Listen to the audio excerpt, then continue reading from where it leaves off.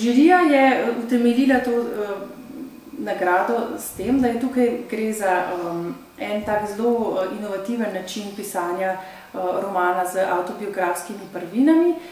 Jezik je zelo poseben, zato ker je uporablja v knjigi narečje, ki daje en čist poseben ton tej knjigi.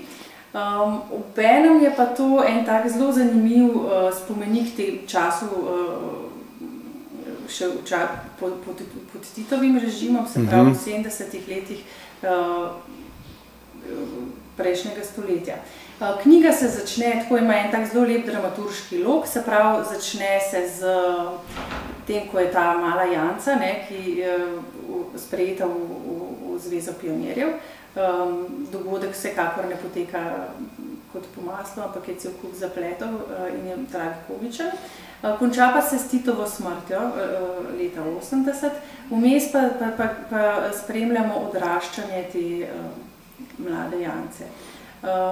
V ospredju knjige je ta psihološki portret te deklice, ki pač se spreminja iz 7-letnice v 18-letnico, z vsemi problemi odraščanja, ki mogoče niti niso tako drugačni, kot so danes.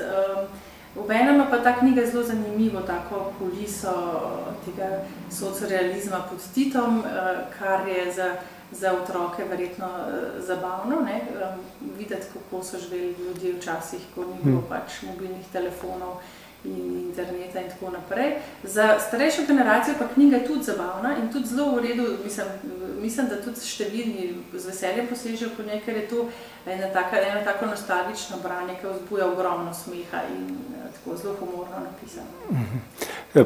Rekla si, da je napisana v dialektu, v katerem se dogaja v Mariboru. Ja, je Mariborčanka in to je v mariborskem dialektu.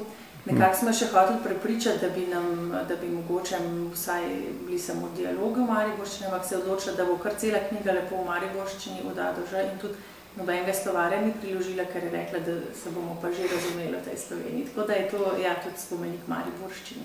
Okay.